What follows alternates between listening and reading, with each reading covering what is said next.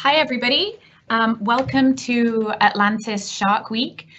This is the first episode in a series of 6 episodes this week, where we're going to be taking you behind the scenes to show you a little bit more about what we do and how we look after our animals here at Atlantis. So today's session is really exciting, and it's all about how we feed our shark and rays in the Ambassador Lagoon. Now, to help me explain this to you, what we've got is my colleague, Robert Bennett, who is head of the Lost Chambers Aquarium, and he's a manager there, and he's really experienced, and he goes diving in the Ambassador Lagoon himself. So he's the best person to share this with you. So without further ado, I'm going to play a video of a feeding session at the Ambassador Lagoon, and I'm going to ask Rob to join and kind of talk you through this from his experience. So let me get Rob in here.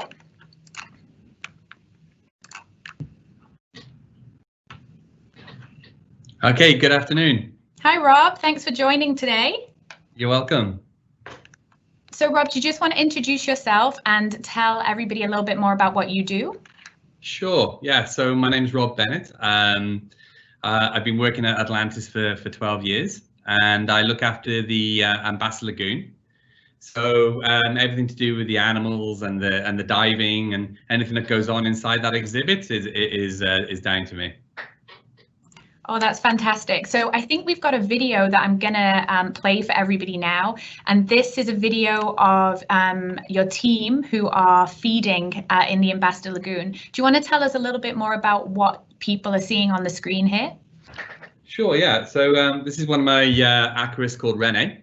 And at the moment, as you can see, he's feeding some of the many stingrays that we have in the lagoon. So at the moment there, he's feeding some of our eagle rays, the big spotted eagle rays. You can see all kinds of animals coming in as our zebra sharks, cow nose rays. So it's a very, very intense experience, as you can see.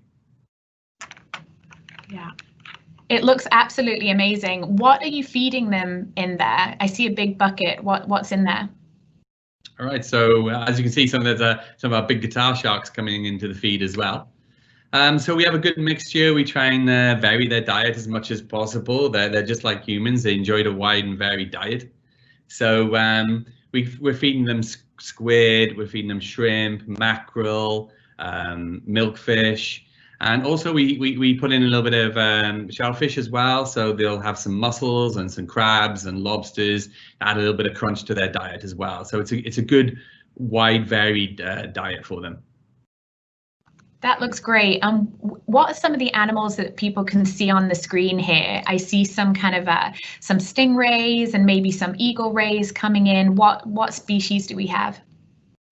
So we're very proud of our diverse collection of animals that we have in the Ambassador Lagoon, especially with the stingrays. And as you can see, there's you don't have to be an expert to see that there's several different species coming in to feed there. So some of them we have is our eagle rays. This one, the big one in the middle with the black spots, that's the eagle rays.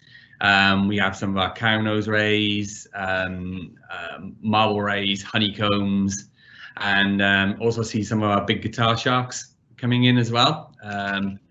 They eat some of the bigger fish like the milkfish and the mackerel. Then occasionally you'll see a big green and blue fish coming in as well, taking some shrimp. That's called a Napoleon wrasse. So that's one of 4 of these animals that we have on the exhibit. So we're feeding several different animals on this feed. Yeah, it looks amazing. How do you know how much to feed each one of the animals? Do you just feed any one that comes up to you, or do you try and target feed specific ones? So all of our aquarist team are very experienced, and they're able to identify the animals and make sure that each animal is getting the food that it needs. So if there's any issues and some of the animals are hesitant to come into the feed, or they're hanging back, or you see they're not getting enough food, then the guys know to target those animals. So it's all about experience and spending the time with these animals and getting to know them, so that they're able to identify them when they're doing the feed, which, as you can imagine, is quite difficult when you've got so many stingrays sitting on top of you like that. Yeah, it looks like a great experience. What about, can people see this from the windows within Lost Chambers or Poseidon's Court? Yeah, absolutely. I mean, for those of you that have seen the Ambassador Lagoon, and I mean, there's windows all the way around, either from the aquarium side or from the hotel side. And we feed in both of those windows in the morning and in the afternoon. So when the divers and the aquarists are in the water doing these feeds, they're in the water for about an hour because they do make sure that all the animals get fed. So obviously that takes some time. So there's always an opportunity to see this feed, and you'll never see a feed like this in any other aquarium anywhere in the world. This is a very, very unique thing that we do here. So I can see another diver kind of perched at the top over there, not feeding. What's he doing? Okay, so that diver is what we call the spotter. So they're purely from a safety perspective. In the very, very unlikely event that the diver is involved with an incident with one of the animals or anything else, then that diver is able to respond very quickly, get to the aquarist and assist them out of the water if they need to be taken out of the water. But like I say, it's purely precautionary, and it's very unlikely that we have an event like that. Oh, that's really good to hear. And if anybody has any questions who's logged on online, just let us know in the live Q&A or the comments section as well, and Rob will help to answer those questions. So Rob, I see here you've got a lot of eagle rays. Can you tell us a little bit more about these eagle rays? How many do you have in the aquarium? So we have about 30 of them on exhibit, with a mixture of males and females. As you can see, they're very they've got their own kind of unique personality. These eagle rays, they love to come up and interact with the aquarists and take when they're taking the food from them.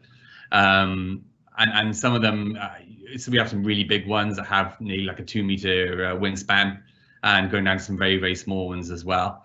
Then they're native to this area, as of most of the species that you'll find in the Ambassador Lagoon. They're native to the Arabian Gulf or the Indian Ocean. And our real kind of thing that we're very, very proud of with these eagle rays is that we have a very, very successful breeding program with them. We have managed over the years, we've managed to breed a lot of these eagle rays, which we're very, very proud of. And even up until a couple of weeks ago, where we had 7 babies in the 1 week. So it's really good for us. It's a sign that the exhibit that we're keeping is a good, healthy habitat for our animals, because these animals will only reproduce if they're happy. Oh, that's amazing. Rob, actually, we've got a question come in right now, and it's from John, and he's asking, how many shark species do you have in total in Atlantis? So we have about 8 different species of shark in total in our exhibits. They vary from we have grey reef sharks, we have white tip reef sharks. In our other exhibit in the water park, we have black tips, and then we have the sharks that are more, some people call them sharks, some people call them rays. You can see them in that picture there. As we all know, sharks and rays are all part of the same family. So these, especially the guitar sharks and the bone-mouthed guitar sharks, they're kind of halfway between rays and sharks. So we're very proud of our diverse collection of sharks that we have on exhibit, and they all get on really well together as well, which is most important. That looks great. And I mean, you've got the divers going in there at the moment, obviously feeding, and I know the team do a lot of cleaning to maintain the exhibit. But how can the public get involved in this? So can the public go and dive and feed the animals? Yeah, absolutely. So, I mean, we have ways of getting into the exhibit from complete novices all the way up to the experienced diver. So we have our snorkeling program for those complete novices that have never done anything like this before, going into an aquarium. If you want to feeling a little bit braver, we have our Discover Scubas or our Sea Trek helmet dives as well, where you come in and on the Discover Scuba, you have literally have a 45-minute lesson, and then we take you for a half-an-hour dive around the exhibit. And then we have for the qualified divers, we have the Dive Explorer, which is a 30-minute dive in the aquarium. But if you really want to get involved and do what you can see being done on the screen here with Renee, then I would recommend the Predator Dive, which you do in the evenings, and you get to do exactly what Renee is doing there, and that is feed some of the stingrays and some of the smaller sharks, which is very exciting. Oh, that looks amazing. We've got another question, Rob, and somebody's asking, why do the sharks not eat other fish? Basically because we feed them enough so they don't have to. During the summer months now, when the animal's metabolism is a little bit higher, so they tend to, sharks and rays are a little bit different to humans in the fact that they, when the water gets a bit warmer, they get more hungry, whereas humans, when we get colder, we get a bit more hungry. So they're a little bit different. So this time of year now, during the summer, we're going from anything from 350 to 400 kilos of food a day going into our exhibits. And as I explained to you before, we have this huge, wide variety in their diet to make sure that everything is getting what it needs, and we with lots of different sizes of food as well. We're feeding lots of krill for some of the smaller fish on the bottom, and then in mid-water we have some squid and some shrimp, and then for the sharks we have milkfish and mackerel, kind of bigger pieces of fish for them.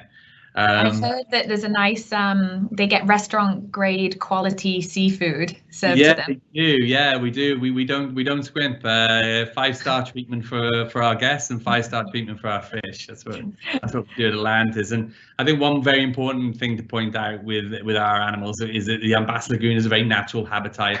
Habitat has natural sunlight. So all the natural algae and things that you find growing in the ocean, we also get growing in Ambassador Lagoon for some of the smaller fish to go and nibble on. So going back to the question, that was, do the sharks take out the fish? Not very often. That's a good answer. And also, we got another question come in. How often do you feed the animals? So we feed them a smaller feed in the morning. We do some target feeding. Some of the larger bottom dwelling sharks in the mornings, like our guitar sharks. And then in the afternoon, we do a bigger general feed where we're feeding all of the fish and all the rest of the stingrays. And what's important is that we make sure that everything in the water column is getting something to eat. So we have divers swimming along the bottom. We have a diver in mid-water also feeding, and then we have an aquarist feeding from the surface as well. So we're making sure that every animal in the water column is getting an opportunity to feed. Oh, that's awesome. Also, Rob, I mean, one of the reasons that we're doing Shark Week is to raise awareness for sharks and rays, because, you know, the media may have portrayed them to be aggressive or just to be dangerous. But I mean, looking at all the sharks and rays and the diver in Ambassador Lagoon, it doesn't really look like that is the truth. What would you tell people who might have that kind of misconception or misunderstanding? Come and dive with us, and then get first-hand experience with these animals. I've worked with these amazing animals for nearly 20 years, and one thing I've learned is that these animals are far more scared of you than you are of them. They are massively misunderstood and misportrayed within the press. Although I think, in fairness, that is getting better. But they're incredibly fascinating, intelligent animals, and actually, when it comes to their diet, we're actually way down the list. We flatter ourselves as humans, thinking that we're at the top of the list for when it comes on a shark's diet, but actually we're not at all. We're way down that list. So the chances are very small of you having an incident with a shark. That's good to hear. Another question as well has come in. What's your favorite fish in the Ambassador Lagoon? I think probably the grey reef shark. I must admit, I'm a shark lover.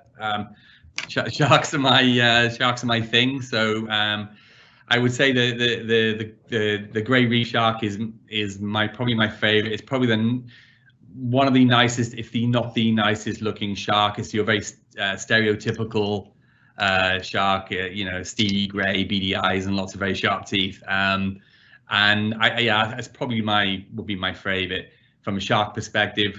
From a fish, I would say probably the Napoleon wrasse. The Napoleon wrasse is a real character. It's almost got like a very human face, and they really come and interact with you, and they interact with the guests as well through the window. So from sharks, grey reef sharks, from the fish, I would say the Napoleon wrasse.